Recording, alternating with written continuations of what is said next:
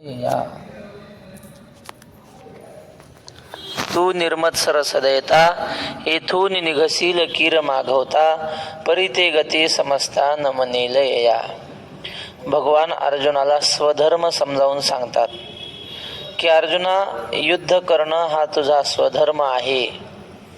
स्वधर्म सोडून बाकी किती चांगलं आचरण केलं तर त्या वागण्याला किंमत नाही. ज्ञानेश्वर महाराजांनी 18व्या अध्यायातली तो श्लोक 42 काहीतरी श्लोक आहे, त्याच्यावर लिहिलंय, आगा उजू वाटा चालावे तरी पाय चिशिनवावे आणि आव्हांटा वचावे तरी त्याची. म्हणजे सरळ मार्गानं चाललं तरी पाय दुखतातच आणि वाकड्या मार्गाने चालले तरी पाय थकतातच. मग त्यापेक्षा सरळ मार्गाने का चालू नये. तो जो मारीच होता की नाही, मारीचाला रावणाने सांगितलं, म्हणले तू हरण हो आणि रामाला फसव जाऊन. तो म्हटला मी असं करू शकत नाही, मारीच साधू होता, मला असं करायला लावू नको. म्हणले एखाद्याला फसवणं चांगलं नाही. रावणाच्या मनातलं कट कारस्थान मारीच्याच्या लक्षात आलं होतं. मारीच म्हटला मी हे पाप करू शकत नाही. रावण म्हटला मग तू जाणार नशील तर मी तुला मारतो. मारीच्याने विचार केला, नाही हरण जर नाही झालो तर रावण मारणार आहे आणि हरण जर झालो तर राम मारणार आहे. मग ह्या पाप्याच्या हातून मरण्यापेक्षा रामाच्या हाताने मेलेलं काय बिघडलं. रावणाद यदि मर्तव्यम रामाद यदि मर्तव्यम मर्तव्यम रावणादपि उभयाद यदि मर्तव्यम वरम रामो न रावणहा. रामाच्या हाताने मेलेलं चांगलंय. तो झाला हरिनंद, त्या प्रकारे घडलं, मेला तो रामप्रभूच्या हाताने. पण म्हटले सरळ मार्गाने चाललं तरी त्रास होणारच आहे, वाईट मार्गाने चाललं तरी त्रास होणार आहे. मग त्यापेक्षा सरळ मार्गाने चालावं. माऊलीने असं उदाहरण दिलं, परस्त्री दांडयाचे निघाये कुलस्त्री दांडयाचे निघाये परघर रिघाली हीच आहे. म्हटले एक स्त्री होती आणि तिचा नवरा रोज मारायचा, पिऊन येत असेल काही असेल पण रोज मारायचा तिला. काय मारायचा पण चापटाने मारायचा, बुक्कीने मारायचा, असं रोज मारायचा. ती कंटाळली. ती म्हटली आता ह्याच्याकडे राहायचंच नाही, सोडून दिलं. दुसरा विवाह केला पण दुसरा दांडक्याने मारू लागला मग रोज. मग म्हणले पहिलंच सहन केलं असं तर काय बिघडलं असतं. तसं आपल्या वाट्याला जो स्वधर्म आला तोच जर आपण सांभाळला, थोडाफार त्रास होणारच आहे. तो सोडून दुसरं काही करायला गेलो ते होणार आहे. किती दृष्टांत आठवतात जुने. कीर्तनकार सांगत असतात, म्हणले एका गुन्हेगाराला शिक्षा झाली, राजाने पर्याय ठेवले 2. 100 मिरच्या खायच्या नाही तर 100 फटके खायचे. काय खातो दोन्हीपैकी. ते म्हणलं मिरच्या नको बाबा. ते लवंगी मिरच्या होत्या, एक खाल्ली तरी अंगाची आग. तर म्हणलं मिरच्या नाही फटके खाईन. मग फटके दिले. ते फटके म्हणजे साधे नाही, चाबूक अंगात शिरायचा असा कातडीत, ओढला की रक्तच. 2-4 फटके खाल्ल्या. नाही म्हणजे मिरच्या खातो, फटके नको. मग मिरच्या खाल्ल्या, 2-3 कशा तरी खाल्ल्या. नाही मिरच्या नको, फटके खाईन. फटके खाल्ले. काही नाही, हे केलं की दुःख आणि ते केलं दुःख, कोणीकडे सारखंच आहे. म्हणून माऊली म्हणतात स्वधर्मानं आचरण केलं तरी त्रास होणारच आहे आणि परधर्मात गेला मग तर जास्त त्रासही होईल आणि अधोगती होईल. त्यापेक्षा स्वधर्मातला त्रास सहन करा. माऊली हो बाई, तुम्हाला कळत नाही काय भिजवायची नाही, डोकायची नाही. एकदा झालं, 2दा झालं. तर स्वधर्माचं आचरण करून होणारा त्रास सहन करून स्वधर्माचं आचरण केलं पाहिजे. अशा प्रकारे भगवंत अर्जुनाला वेगवेगळ्या पद्धतीनं समजून सांगतात. अर्जुना हे बघ, तू निर्मत्सर सदयता येथून निघसील कीर मागवता परी ते गती समजता न मनेल यया. तू अंतःकरणातली द्वेष भावना सोडून ह्यांना न मारता निर्मत्सर होऊन इथून निघून जाशील, माघारी निघून जाशील. पण तुझं हे जाणं हे यांना मान्य होणार नाही. हे काय तुला साधू म्हणणार नाहीत, वा काय अर्जुन दयाळू आहे, काय साधू आहे असं तुला म्हणणार नाहीत. हे काय करतील मग पुढच्या ओळीत सांगतात, हे चहूकडून वेढीतील बाणवरी घेतील तेथ पार्था न सुटी जेल कृपाळूपणे. यांनी तुझ्या पोराला कसं मारलं, कसे मारणार आहेत? अभिमन्यूला, एकट्या अभिमन्यूला मध्ये घेतलं आणि सगळे भोवतालन झाले. मग ते बाबा ओवी म्हणायचे, श्रीकृष्णा सारिखा मामा असता अर्जुना सारिखा पिता जयद्रथे मारिल्या लाता संचिता ते काय करी. त्या अभिमन्यूला जयद्रथाने लाता मारल्या, जिवंत नाही मेलेल्या मुर्द्याला लाता मारत होता जयद्रथ. आणि त्यामुळं अर्जुन लय तापला होता जयद्रथावर. उद्या जयद्रथ संपवणार आणि संपवलाच. संपत नव्हता पण देवानं ते सूर्य झाकला वगैरे, हा सूर्य हा जयद्रथ वगैरे. जयद्रथाने मेलेल्या अभिमन्यूच्या मुर्द्याला लाथा मारल्या. हे चौकून यांची नियतच अशी होती कौरवांची, सगळ्यांनी मिळून एकाला मारायचं. युद्धात असं नसतं एकाने एकाशी युद्ध करावं. पण हे कुटील अर्जुना हे तसं तुला करतील. बघा, हे चहूकडून वेढीतील बाणवरी घेतील आणि मग तुझा सत्कार करणार नाहीत, बाण मारतील तुला सगळे मिळून. बाणवरी घेतील तेथ पार्था न सुटी गेलं कृपाळूपणे. तू असं म्हणशील, अरे मी तुम्हाला मारलं नाही, तुम्ही आता माझ्यावर दया करा की, असं म्हणून चालणार नाही. पृथ्वीराज चौहान होते राजे भारताचे, समग्र भारतावर त्यांचं राज्य. आणि तो महम्मद घोरी, त्याला त्यांनी 17 वेळा पकडलं आणि 17 वेळा सोडून दिलं पृथ्वीराज चव्हाणाने जिवंत. तो माफी मागायचा. आणि हे यांचा नियम काय? क्षमा मागली, क्षमा शस्त्रजया नराची या हाती, किंवा क्षमा वीरस्य भूषणम, वीर माणसाला क्षमा करणं हे भूषण आहे असं समजून आपले पृथ्वीराज चव्हाण त्याला 17 वेळा सोडून दिलं. आणि 18व्या वेळी त्या महम्मद घोरीनेच यांना पकडलं आणि ते तिकडं नेलं त्यांच्या देशामध्ये, पृथ्वीराज चव्हाणांना मारलं वगैरे. पण पृथ्वीराज चव्हाणांनी मरता मरता सुद्धा त्याला मारून मेले, ही गोष्ट खरी. पण 17 वेळा सोडणं योग्य आहे का युद्धशास्त्राच्या दृष्टीने? नाही. तसं अर्जुना, तू जर आता यांना सोडलंस तर हे तुला मिळून मारतील, तुझ्यावर दया दाखवणार नाहीत. ऐसेने ही प्राण संकटे. वा, तुकाराम माझंच एक प्रमाण आठवलं. तुकाराम महाराज म्हणले, आपण देवपूजा करायला बसलो आणि देवारा, त्या देवाऱ्यातून विंचू निघला आणि तो देवाऱ्यात आला. मग आता काय करावं? देवाऱ्यात विंचू आल्यावर बाकीच्या देवाला हळदी कुंकू लावलं तसं विंचूवाला लावा का? तिथे तुकाराम महाराज म्हणतात, विंचू देवाऱ्याशी आला, देवपूजा नावडे त्याला, तेथे पैजाराचे काम व्हावे अधमासी अधम. तुकाराम महाराज म्हणतात, देवाऱ्यात विंचू आला म्हणजे त्याला काय तो देवाच्या दर्शनाला आलेला नाही. त्याला समजतं का देवाऱ्यात येऊन देवळात येऊन काय कसं काय वागावं विंचवाला? तुका म्हणे सर्पा पाजिले शिर अमित विखार विसर. हा, सर्प सापाला दूध पाजलं ते विषच ओकणार आहे तो. तसं विंचवाला पूजा करायची नाही, तिथं खेटराचं काम म्हणले, खेटर अजून ठेचून टाकायचा. तुकाराम महाराजाची भाषा आहे. हा, व्हावे अधमासी अधम. बाबांनी काहीतरी प्रल्हादाचं सांगितलं होतं. प्रल्हाद म्हटला होता की विंचवावर साधू सुद्धा प्रेम करत नाहीत, असं काहीतरी वाक्य भागवतात प्रल्हादाच्या मुखातलं. तर अर्जुना, हे सगळे विंचू आहेत, यांच्यावर दया दाखवू नको. तू जर यांच्यावर दया दाखवली तर हे सगळ्या जगाला त्रास देतील. तर ऐसे निही प्राण संकटे, जरी विपाये पा निघणे घटे, तरी ते जियालेही ओखटे मरणा होणे. आणि इथून तू निघून जाशील म्हणजे हे तुला चौकडून वेढतील आणि तू दया दाखवून रडून पडून ह्यांच्यातून निघून जाशील. एकदाचा जीव वाचवशील कसा तरी. पण म्हणले, मग त्या जगण्यात काय अर्थ आहे का? त्या जगण्यात काय अर्थ नाही. ऐसे नाही, जरी विपाये पा निघणे घटे, तरी ते जियालेही ओखटे मरणा होणे. मग त्या जगण्यापेक्षा मेलेलं चांगलं, एवढं ते जगणं वाईट आहे. भयाद्रणादुपरतम मंस्यन्ते त्वां महारथाः येषां च त्वं बहुमतो भूत्वा यास्यसि लाघवम्.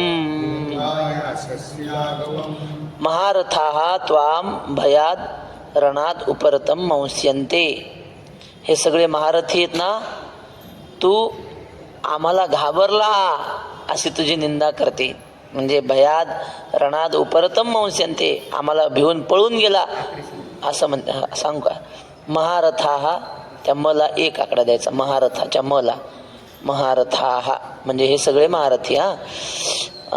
त्वाम 2 म्हणजे तुला, भयाद 3, भयाद रणाद उपरतम मंस्यन्ते 3 मध्ये सगळं आलं ते. म्हणजे भिवून रणातून पळून गेला असं हे म्हणतील. मंस्यन्ते म्हणजे म्हणतील. आता खालच्या ओळीला 4 आकडा ए श्यामला, पूर्ण 4 मध्येच आहे ती ओळ. एशाम चत्वम बहुमतः भूत्वा यास्यसी लाघवम. आधी हे तुला सगळे चांगले मानतात, तुझा धाक आहे सगळ्यांना या, आणि तू जर आता पळून गेला तर हे मग तुझी सगळी निंदा करतील, तुझा मान सगळा निघून जाईल यांच्या मनातला. म्हणजे अर्जुनाला घाबरून यांनी जीविताची आशा सोडून दिली होती. त्यांना माहिती आहे अर्जुनाशी लढताना कोणी वाचलेला नाही आजपर्यंत.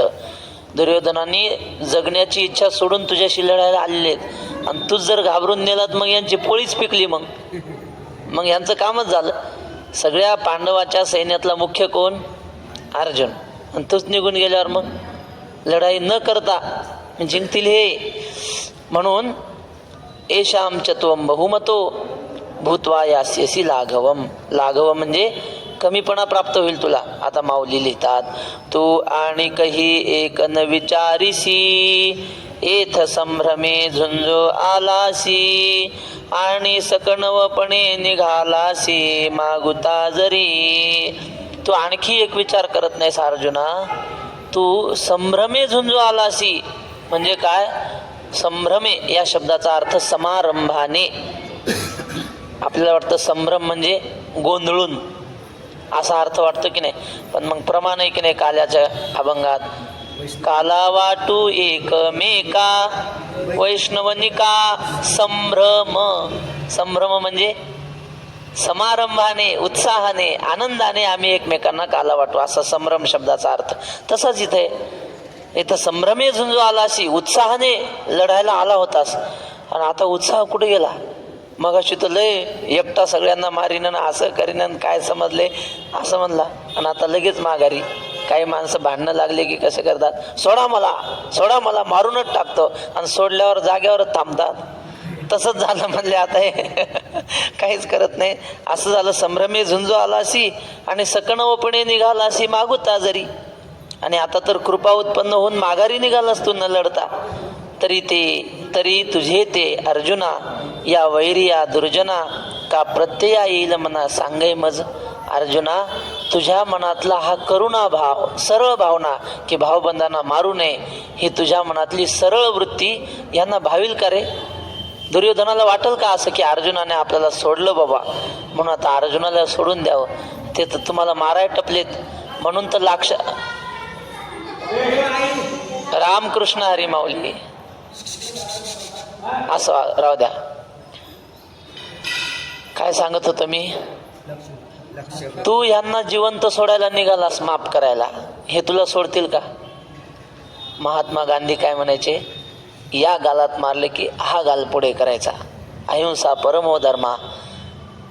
आणि मग ते दुसरे क्रांतिकारक म्हटले, महात्माजी ही गोष्ट खरी आहे, या गालात मारले की दुसरा गाल पुढे करायचा, पण शत्रूने समजा आपलं मुंडकं उडवलं तर दुसरं मुंडकं नाही ना म्हणे आम्हाला पुढे करायला. अहिंसा परमो धर्मा म्हणता खरं, तसं जमत नाही, त्याला युद्धच करावं लागतंय. इंग्रज काय अहिंसेनं पळून गेले काय? भगतसिंग राजगुरू यांनी क्रांती केली, रक्त सांडलं म्हणून गेले ते.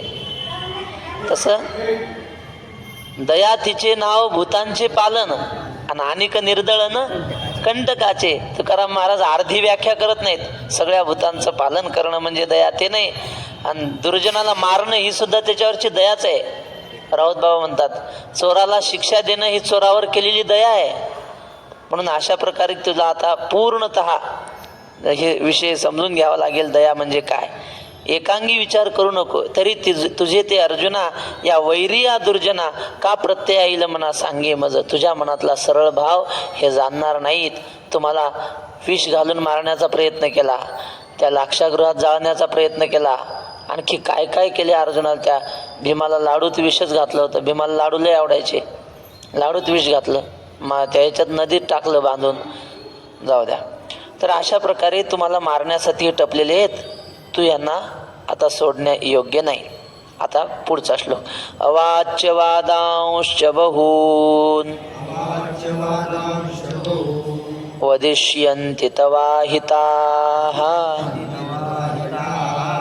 निन्दन्तस्तव सामर्थ्यं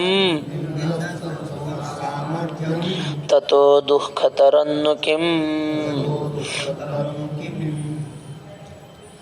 तव खालच्या ओळीमध्ये तव शब्द आहे बघा. निंदंतस्तव आहे की नाही. निंदंतस्तव, त्या तव वरी एक आकडा. वरच्या ओळीतला शेवटचा शब्द तवा हिता 2. पुन्हा निंदंत खालच्या ओळीतला निंदंत काय आकडा येईल त्या. पुन्हा वरच्या ओळीतला अवाच्य इथं 3 आकडा लिहायचा. मग अख्खी ओळ 3 आकड्यामध्येच आहे. अवाच्य वादांश्च बहून वदिष्यन्ति. आता सरळ सांगतो. राहिलेली खालची ओळ सामर्थ्यमोर शेवटचा आकडा टाका. सामर्थ्यं ततः दुःखतरन्नु किम. बघा ततः दुःखतरन्नु किम याच्यावर शेवटचा आकडा. आता अर्थ असा, तव अहिताहा म्हणजे तुझे हे अहित चिंतन करणारे हे सगळे तुझे शत्रू काय करतील. तव अवाच्य वादांश्च बहून वदिष्यन्ति. बहून अवाच्य वादान वदिष्यन्ति म्हणजे तुझे हे शत्रू तू जर निघून गेला तर काय काय बोलतील सांगता येत नाही. माणसं तोंड सुख घेतील, मग तुझ्यावर निंदा करतील. पळकुटे अर्जुन असं म्हणतील. निंदन्तस्तव सामर्थ्यम ततः दुःखतरन्नु किम. तुझ्या सामर्थ्याची निंदा करतील. तू काल रावणाला आपल्याला महादेवाला हरवलं. निवात कवचांचा ठाव पेढीला निवात कवच नावांचे राक्षस मारून टाकले. आणि इंद्रादिकांना सुद्धा अर्जुन जाऊन मदत करायचा. इंद्राजवळ कोणी शत्रू आला की इंद्र अर्जुनाला बोलवून घ्यायचा. मग अर्जुनाच्या साह्याने राक्षसांना मारायचा इंद्र. म्हणजे देवादिकांना सुद्धा तुझी गरज वाटते. ही तुझी कीर्ती पसरलेली ना जगात, ती सगळी कीर्ती विसरून जातील आणि तुझी निंदा करतील. तव सामर्थ्यम निंदंतः तुझ्या सामर्थ्याची निंदा करतील. मग अर्जुना सांग, ह्यापेक्षा जास्त दुःख काय असतं माणसाच्या जीवनात. ततः दुःखतरन्नु किम. आपल्या तोंडावर जर लोक आपली निंदा करू लागले तर त्यापेक्षा दुःख काय आहे. प्रभू रामचंद्रातल्या जीवनातलं वाक्य आहे. प्रभू रामचंद्र म्हणतात, न भीतो मरणादस्मी केवलम दूषितम यशाहा. आम्ही मरणाला घाबरत नाही, अपकीर्तीला घाबरतो. मेलेलं परवडलं पण अपकीर्ती होता कामा नये. पुढे श्लोक येणार आहे. हे म्हणती गेला रे गेला अर्जुन आम्हा बिहाला हा सांगई बोलू उरला निका काही. समर्थ रामदास स्वामी म्हणतात, भला रे भला बोलती ते करावे बहुता जनांचे मुखे एश घ्यावे. परी शेवटी सर्व सोडून द्यावे मरावे परी कीर्ती रूपे उरावे. माणसाने मरावं पण कीर्ती रूपाने उरावं कीर्ती रूपाने. आणि आता सांग अर्जुना, तू जर पळून गेला तर कीर्ती राहील की अपकीर्ती राहील. हे म्हणती गेला रे गेला अर्जुन आम्हा बिहाला हा सांगे बोलू उरला निका काही. हे असं जगणं काय चांगलं आहे का. हा बोल राहिलेलं चांगलं आहे का. हा सांगे बोलू उरला निका काही. लोक सायासे करुनी बहुते का वेचिती आपुली जीविते परी वाढविती कीर्ती ते धनुर्धरा. अरे लोक प्रयत्नपूर्वक काय करतात, आपला जीव गेला तर चालेल पण कीर्ती राहिली पाहिजे अशा प्रकारचा प्रयत्न करतात आणि कीर्ती मिळवतात.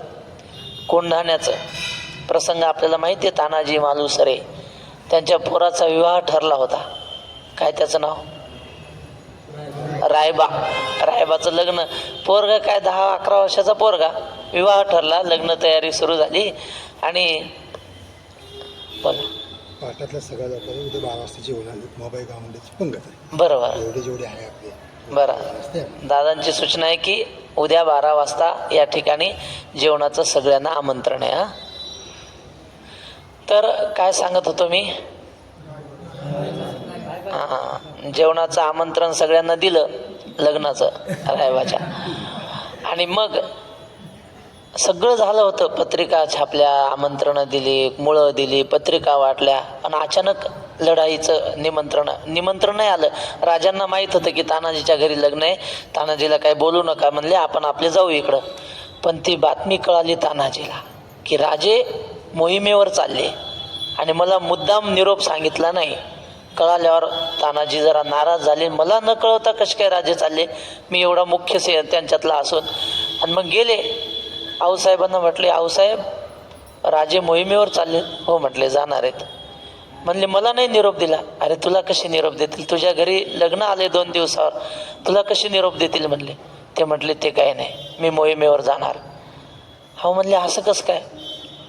तर तानाजी म्हटला, आईसाहेब समजा मी जर इथं लग्नात राहिलो आणि माझे राजे मोहिमेवर गेले तर माझे सोयरे धायरे काय म्हणतील की ह्याचा राजा गेलाय तिकडं मोहिमेवर आणि हा कोपरा पातूर वगळ येवस्तोर इकडं वरण भात वरपतोय लग्नात. हे चांगलं नाही. लोक शेण कोंबत्यान आमच्या तोंडात, असं वाक्य आहे त्या मालिकेमध्ये. म्हणले असं जगण्यात काय अर्थ आहे, आधी लगीन कोंढाण्याचं आणि मग माझ्या रायबाचं होईल. म्हणे लढायला गेले आणि तिकडंच धारातीर्थी पडले. गेले पण कीर्ती राहिली की नाही. ज्ञानेश्वरीच्या प्रवचनात त्यांचं नाव निघतंय. अजून काय कीर्ती पाहिजे. याला काय म्हणतात, लोक सायासे करुणे बहुते, का वेचिती आपुली जीविते, परी वाढविती कीर्ती ते धनुर्धरा. तो शिबी राजा होता. त्याने दान, आपला दान नावाचा धर्म सांभाळण्यासाठी आपलं सगळं मांस दिलं त्या पक्षाच्या बारोबार. जीवाचा विचार केला का, काही विचार केला. मेलो तर चालेल पण नाव राहिलं पाहिजे, कीर्ती राहिली पाहिजे, असं लोक वागतात. आणि मग तुला तर आता अनायासे ही कीर्ती चालून आली ना बाबा. ते तुझं अनायासे अनकळीत जोडली असे, हे अद्वितीय जैसे गगन आहे.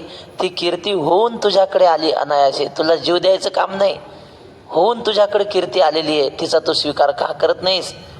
याला काय म्हणतात, देवाला द्यायला आणि पदर नाही घ्यायला. असं झालंय तुझं.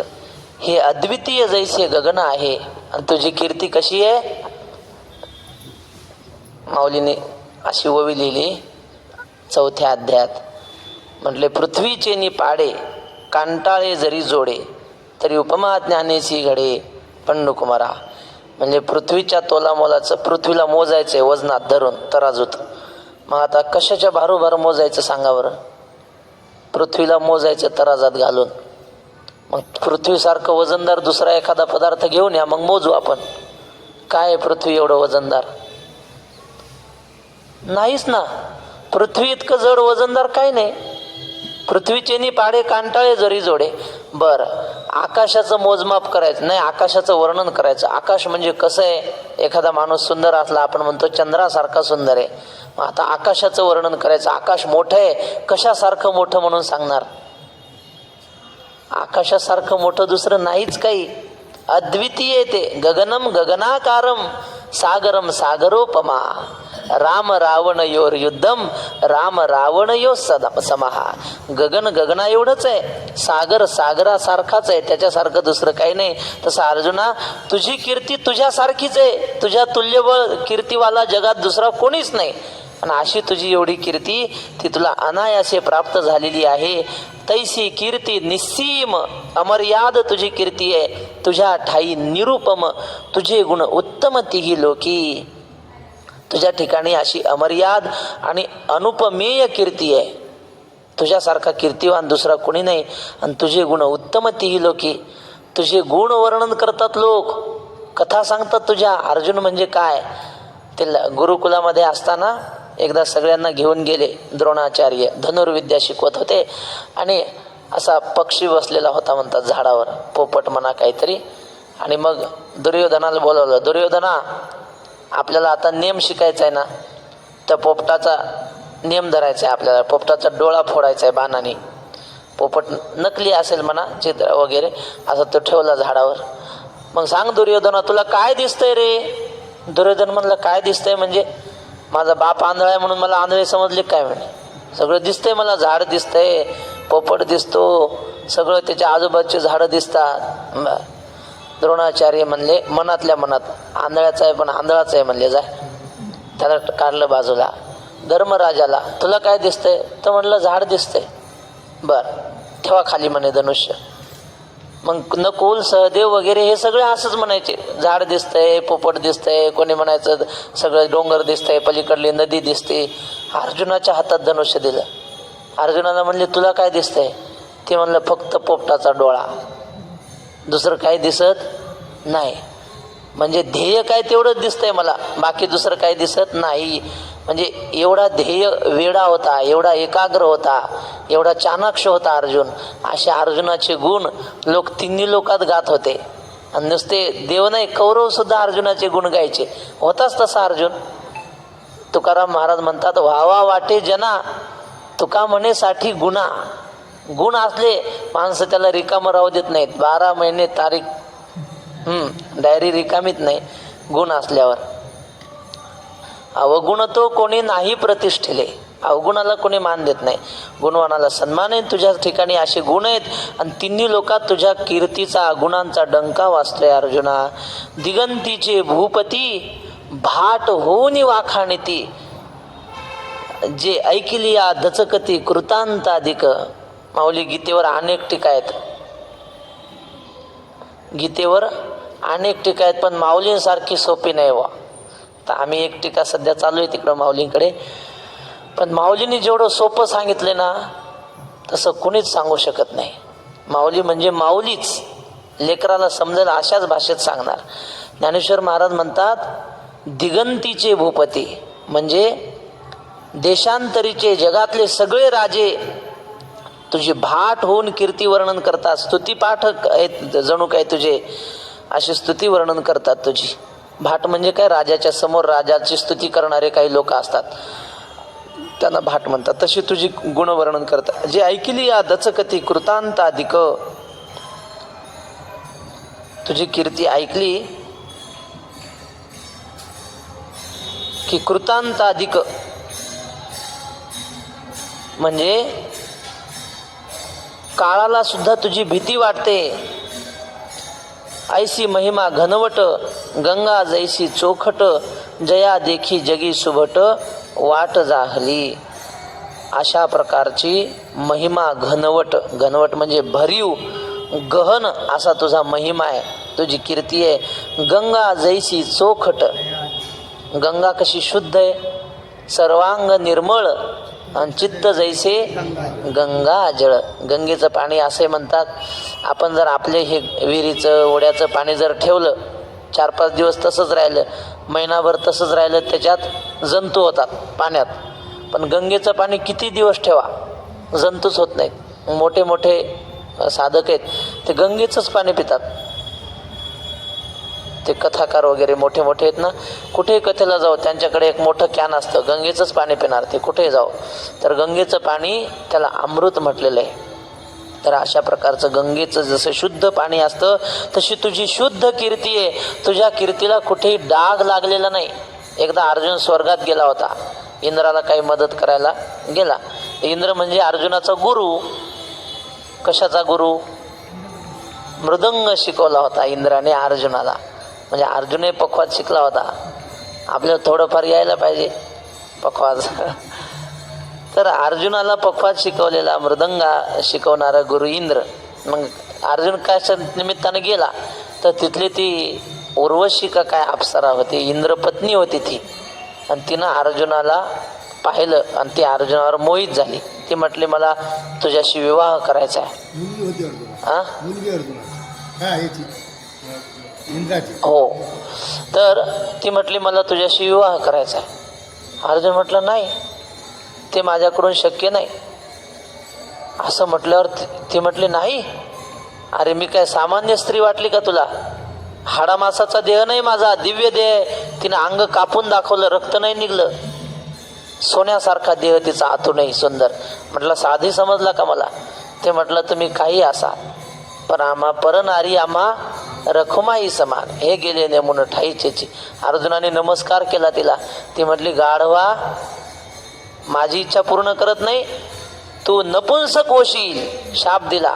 1 वर्षासाठी झाला होता अर्जुन विराट राजाच्या नगरामध्ये. पण अर्जुनाने आपल्या चारित्र्याला डाग नाही लागू दिला. वैकुंठवासी गुरुजींचं वाक्य आहे, पण जरा जड आहे, सांगू की नको मला प्रश्न आहे, सांगू का? गुरुजी म्हटले आपलं वागणं चांगलं आहे कुठपर्यंत? पाप करण्याची संधी येत नाही तोपर्यंत. संधी आल्यावर कोण पाप करायचं सोडते? पण अर्जुनाने असा प्रसंग येऊन सुद्धा आपल्या चारित्र्याला डाग लागू दिला नाही. म्हणतात त्या गंगेसारखी तुझी कीर्ती स्वच्छ आहे, शुद्ध आहे तुझं जीवन.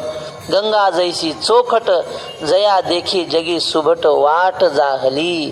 तुझ्याकडे पाहून हे सगळ्या लोकांना वागणं, कसं वागलं पाहिजे सदाचरणाने, हे तुझ्याकडे पाहून कळतं लोकांना. वाट झाली लोकांना, पुढे गेले त्यांचा शोधित मार्ग, चला जाऊ माग घेता आम्ही. मनुस्मृतीमध्ये असा श्लोक आहे, एत देश प्रसूतस्य सकाशाद अग्रजन्मना स्वम स्वम चरित्रम शिक्षेरन पृथिव्याम सर्व मानवहा. मनु महाराज म्हणतात या भारतात जन्मलेले सदाचरणी पुरुष ते सगळ्या जगाला मार्गदर्शन होईल असं जीवन जगतात. या भारतीयाकडे पाहून जगातले लोक वागतात, असं यांचं जीवन आहे. तसं अर्जुना तुझ्याकडे पाहून ही सगळी लोक जगतात. मग जो पुढे जाणारा असतो त्याच्यावर जबाबदारी असते की आपल्याकडून चूक घडता कामा नये. वैकुंठवासी बंकट स्वामी होते ना, त्यांचं भजन ऐकायला पुण्यातले प्रसिद्ध गायक आणि प्रसिद्ध अभिनेते बाल गंधर्व, फार सुंदर ते असे गायक होते की ते पुरुषाच्या आवाजातही उत्तम गायचे आणि स्त्रीच्या आवाजातही उत्तम गाता येत होतं. ते जर गायला लागले स्त्रीच्या आवाजात तर लोकांना वाटणार कोणीतरी बाई माणूसच गात आहे. मग त्यांनी साडी नेसली ना, ते हळदी कुंकवाला जायचे, बायात जाऊन यायचे, पण बायांना कळत नव्हतं हे बाई का माणूस आहे. एवढा अभिनय त्यांना जमायचा. त्या बालगंधर्वचं नाट्यगृह आहे पुण्यामध्ये आणि तिथे असा एक श्लोक आहे लिहिलेला, जशा जन्मती तेज घेऊन तारा, जसा मोर घेऊन येतो पिसारा, तसे येई कंठात घेऊन गाणे, असा बालगंधर्व आता न होणे. असा बालगंधर्व. तुम्ही नाथ महाराजांचा जुना चित्रपट आहे, मोबाईलवर येतो, धर्मात्मा नाव आहे चित्रपटाचं. त्यात नाथ महाराजांचा अभिनय बालगंधर्वांनी केलेला आहे. त्याच्यात आपण पाहू शकतो, त्यांचा आवाज पण त्याच्यात आहे. तर ते बालगंधर्व बंकट स्वामी महाराजांचं भजन ऐकायला यायचे. स्वामींचं भजन काय असेल बघा. आणि मग एकदा काय झालं, भजन झालं, बालगंधर्व असे येऊन बसले स्वामींच्या जवळ आणि स्वामींना म्हटले, स्वामी आम्ही तुमचं भजन ऐकायला नेहमी येतो, जेव्हा आम्हाला वेळ भेटेल तेव्हा येतो. आमची अशी इच्छा आहे की आमचं नाटक पाहायला तुम्ही एकदा आमच्या सिनेमागृहामध्ये या. स्वामी काय म्हटले माहिती? स्वामी म्हटले, अहो मी येतो म्हणले, पण माझी अडचण अशी आहे की मी जर आज नाटक पाहायला गेलो तर उद्या माझ्या मागून येणारे वारकरी तमाशा पाहायला जातील.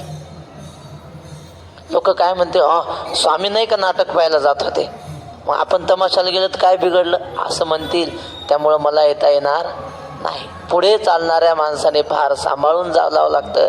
तसं अर्जुना तुझ्याकडे पाहून हे सगळे वागतात. जया देखी जगी सुभट वाट जाहली. क्षत्रियाने कसं जगावं हे तुझ्याकडे पाहून लोक जगतात. ते पौरुष तुझे अद्भुत, आई कोणी आहे समस्त, जाहले आथी विरक्त जीवितेसी. अर्जुना तुझं हे पुरुषार्थ तुझा अद्भुत आहे. सगळे लोक तुझी कीर्ती गातात. आई कोणी आहे समस्त, जाहले आथी विरक्त जीवितेसी. तुझं पौरुषत्व, तुझी कीर्ती ऐकून स्वतःच्या जीवित्वाविषयी उदार झालेत. मेलो आता आपण, कारण आता लढायचंय कोणाशी? अर्जुन गेला म्हणले आपला जीव, लढायचंय अर्जुनाशी असं म्हणून तुझ्या पुढे उभे येते. जीव गेला असं समजून. जाहले आथी विरक्त जीवितेसी. बर, जैसा सिंहाची या हाका, युगांत होय मदमुखा, तैसा कौरवा आशेखा धाकू तुझा. शिवानं डरकाळी फोडली ना, मदोन्मत्त झालेले हत्ती, म्हणजे असं सोंडेने झाडं उपटून फेकणारे एवढे शक्तिशाली हत्ती. सिंहाची डरकाळी ऐकली की माऊली म्हणतात उचललेला पाय असाच ठेवतात हत्ती. अशी ओवी बघा ज्ञानेश्वर, न ठेवी ती खाला. ते मदमुख असेत ना, चालताना त्याने पाय उचललेला असतो. डरकाळी ऐकली की हा पाय असाच राहतो, त्यांचा पाय सुद्धा खाली ठेवू शकत नाही, तेवढे घाबरतात ते हत्ती. कोणाला? सिंहाला. जैसा सिंहाची या हाका, युगांत होय मदमुखा, मेल्यासारखं त्यांना वाटतं. तैसा कौरवा आशेखा धाकू तुझा, तसा तुझा धाक आहे कौरवांना. अर्जुनाला देव ते स्वतःच्या शक्तीचं भान करून देतात. जसं मारुतीला कुणी करून दिलं होतं भान? जांबुवंताने ना, जांबुवंताने. तसं देव अर्जुनाला प्रेरित करतात. तू सामान्य नाहीस बाबा. जैसे पर्वत वज्राते ना तरी सर्प गरुडाते, तैसे अर्जुन आहे तू ते मानिते सदा. पर्वताला पूर्वी पंख होते म्हणतात. ते पर्वत काय करायचे, त्यांना वाटलं तिथं उतरायचे. मग तिथं उतरले, त्या खालची गावं, माणसं, प्राणी वगैरे मरून जायचे. मग इंद्राने काय केलं, वज्राने पर्वतांचे पंख छाटले. त्यामुळं ते वज्र दिसलं की पर्वत थरथर कापतात. याने आपले पंख तोडलेत. जैसे पर्वत वज्राते मानिती, असं घ्यायचं क्रियापद प्रत्येक ठिकाणी. पर्वत वज्राला जसे घाबरतात, भीती मानतात, ना तरी सर्प गरुडाते, साप गरुडाला किती घाबरतात. बाळकिडेमध्ये आहे, भगवान परमात्मा जेव्हा ते कालिया नागाला मारायला गेले आणि मग ते सापलंय, देवाला सुद्धा ऐकेनात. मग यासी तुका म्हणे नाही भक्ताविन, आणि गरुडाचे चिंतन केले म्हणे. मग देवाने गरुडाला बोलावलं आणि गरुड आला. आल्याबरोबर त्याच्या आवाजानेच हजारो साप मेले. गरुडाचं भीती आहे सापांना. तसं सर्प गरुडाची जशी भीती बाळगतात, तैसे अर्जुना हे तू ते मानिते सदा. तसं अर्जुना तुला हे मानतात, म्हणजे तू गरुड आहेस आणि हे विषारी साप आहेत. मग असे सांगितलं ना तुम्ही, साप बरोबर आलं हे. म्हणजे हे कौरव म्हणजे विषारी साप आहेत, यांना जगण्याचा अधिकार नाही. सापे जासी खावे त्याने प्राणासी मुकावे, काय लाधला दुर्जन आणि तोंडावरी थुंके जन. तुकाराम महाराज म्हणतात. जैसे पर ना तरी सर्प गरुडाते तैसे ते अगाधपण जाईल, मग हिणावो अंगा येईल, जरी मागुता निघसील न झुंज तुझी. अर्जुना ती गंभीरता, ते तुझा मोठेपणा तो सगळा जाईल आणि मग हिणावो अंगा येईल, म्हणजे नीचपणा कमीपणा अंगाला येईल. जरी मागुता निघसील न झुंज तुझी, आणि तू युद्ध करता माघारी जर पळून गेला तर अपकीर्ती होईल. आणि हे पळता पळून नेदिती, धरून अवकळा करीती, न गणित कुठी बोलती ऐकता तुझ. तू जर पळून जायला निघालास तर हे पळून जाऊ देणार नाहीत, तुला धरतील आणि तुझी फजिती करतील. अर्जुना अवकळा करती, न गणित कुठी बोलती ऐकता तुझं. आणि मग तुला काय काय बोलतील याचं मापच नाही. चांगला माणूस जर चुकला तर लोक काय बोलतील सांगता येत नाही. न गणित कुठी बोलती म्हणजे कुशब्द निंदा करतील तुझी ऐकता तुझं. आणि मग ते जर तू ऐकायला लागला तर काय होईल सांगू. मग ते वेळी हिये फुटावे, आता लाठेपणे कान झुंजावे, हे जिंतिले तरी भोगावे महितळ. मग ह्यांच्या मुखातले शब्द ऐकून तुझ्या हृदयाचे तुकडे तुकडे होतील अर्जुना. मग ते तसं होऊ नये वाटत असेल तर आता पराक्रमाने का लढू नये, शौर्याने का युद्ध करू नये. हे जिंतिले तरी भोगावे महितळ. अर्जुना जर तू यांना जिंकलंस तर तू या पृथ्वीचा राजा होशील. अशा प्रकारे भगवंत अर्जुनाला सांगतात. राहिलेला विषय उद्या पाहू. पुंडलिक वरदा हरी विठ्ठल श्री ज्ञानदेव तुकाराम.